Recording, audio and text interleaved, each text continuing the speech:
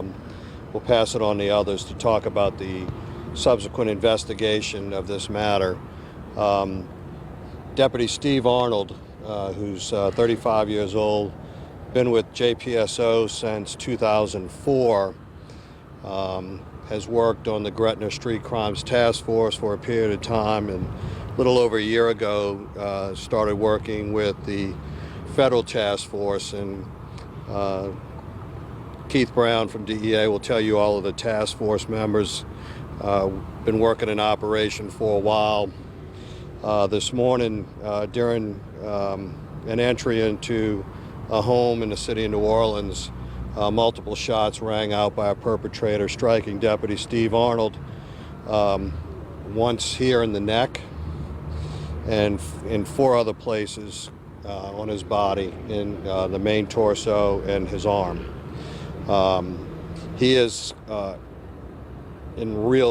he's in serious condition, critical condition. He went a period of time where he was not breathing.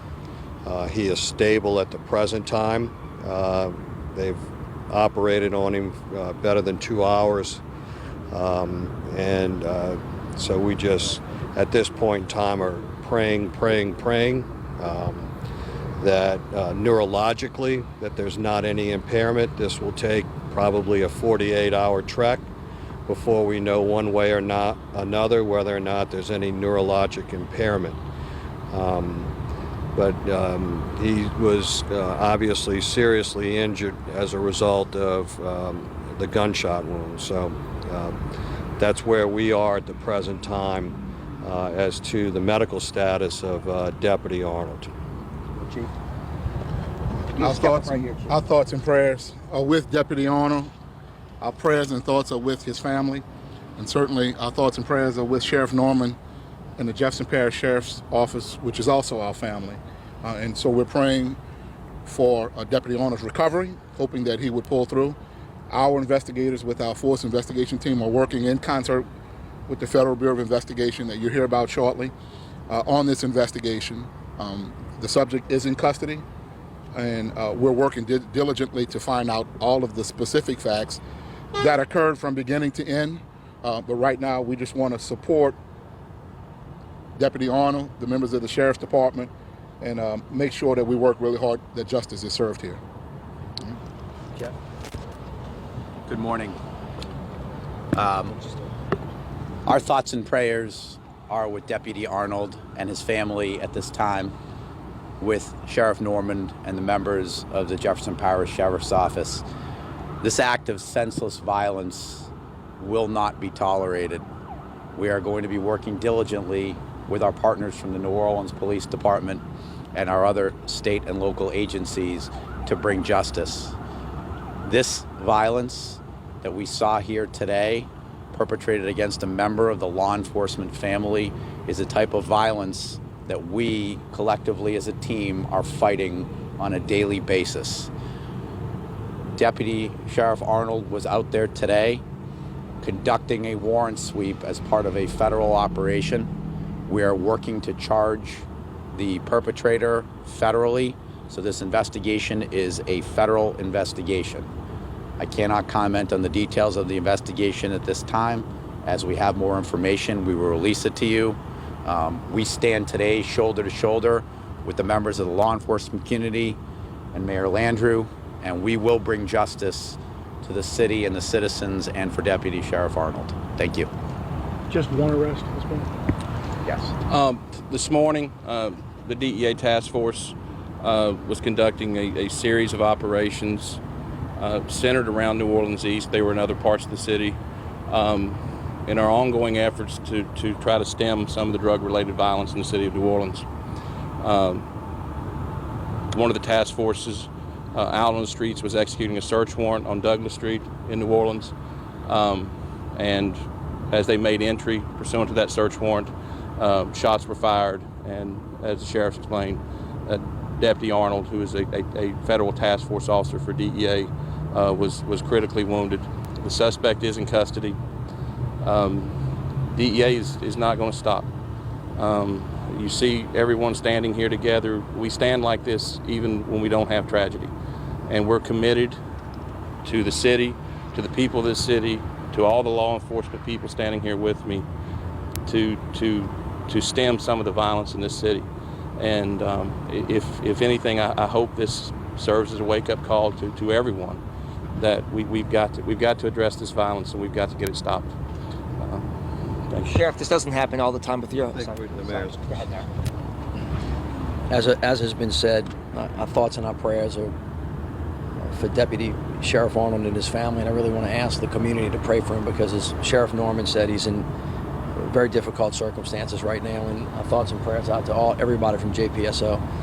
But as the SAC said, there's no group of people, law enforcement, that work closer together anywhere in America than local law enforcement, the federal law enforcement. On this task force, you had NOPD, you had representatives from all the police departments in the area. All of our federal partners were part of it, and they're going to continue. This is a very sad day for the situation, but we're not going to let this violence go unchecked.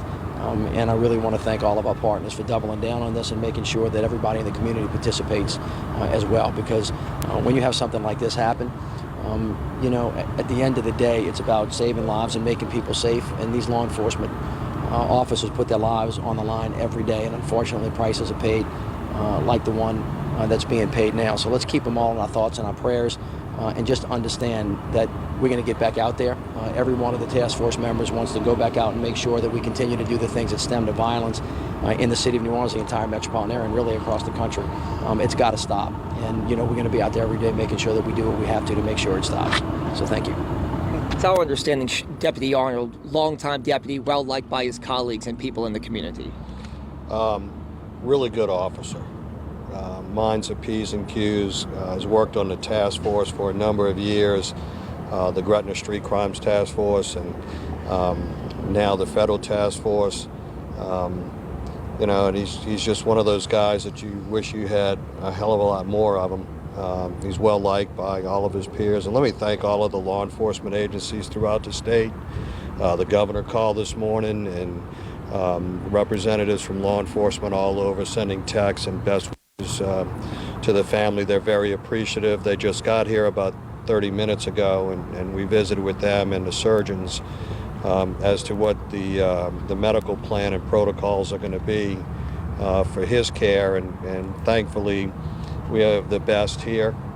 So, you know, we just continue to hope and pray that the outcome is going to be positive. Does he have family? I mean, wife, kids? His girlfriend's here. She arrived earlier today, and we've been sitting with her as well. He's single and dating. He's got a large family, several in the law enforcement community as well, and we've been interacting with them all morning long as well. The person who was arrested, was that the target, the subject? Yes. He was the individual in the home that we were going in on the task force. You know, as the mayor and everyone else said, this is dangerous work. I mean, you know, and you've heard me say this over and over again. I don't get where we're talking about legalizing this, legalizing that, trying to, you know, do this, do that, while these men and women are out there risking their lives day in and day out. You know, and for what? On the way here, I had to hear on the radio people being pissed off because we blocked the interstate to get him here as quickly as possible. God damn it. Wake up. What are we doing? You know, their life is more important than nobody's life is any more important than the others. We're just trying to save our own. For Christ's sake, we're out there doing the people's work for the people's safety. And I have to stare these families in the face every day when they walk into this ER and they find out that their son's all shot up. I mean, I don't know, you know, sometimes the insensitivity is just mind-boggling to me.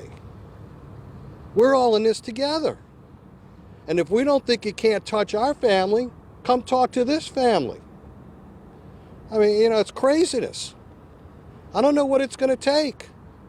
But I get in the car to come here this morning, and that's what I'm hearing on WWL radio. My God, I thought better of us. I don't know. Did the suspect open fire? Did he essentially ambush these officers and catch them off guard when? I can't really talk, about that. That will reveal itself at the proper time. I mean, our care, our concern right now has to be for Deputy Arnold. But nonetheless, I mean, brazen when you have somebody opening fire on a task force of law enforcement officers. No doubt. Does anybody believe that there's any positive side to drug dealing and drug abuse and the mental health issues that we're facing in our country and in the greater metropolitan area today? No. I mean, come sit up here at this ER for about 6 hours on any given night, and you want to get a flavor of what's going on, and the risk and the danger. This city's no different than most others. It's the same challenges day in and day out, but we're staring the obvious in the face and walking right around it. I got to stare the long line of officers that are lined up here, wearing their feelings, on their heart, on their sleeves, crying, family crying, and we're worrying about whether or not we're going to be 5 minutes late to work this morning. Come on. I'm not saying that this wasn't in this case, but you see it all the time. What impact at all, if at all, has the heroin increase in this area been? It's all drugs. It doesn't matter whether it's heroin. The profit motive and the lifestyle that's developed as a result of the selling of drugs is one that people are willing to die for. And that's a scary proposition. And the fact of the matter is that those are the challenges that we face and the inherent danger of what we do day in and day out.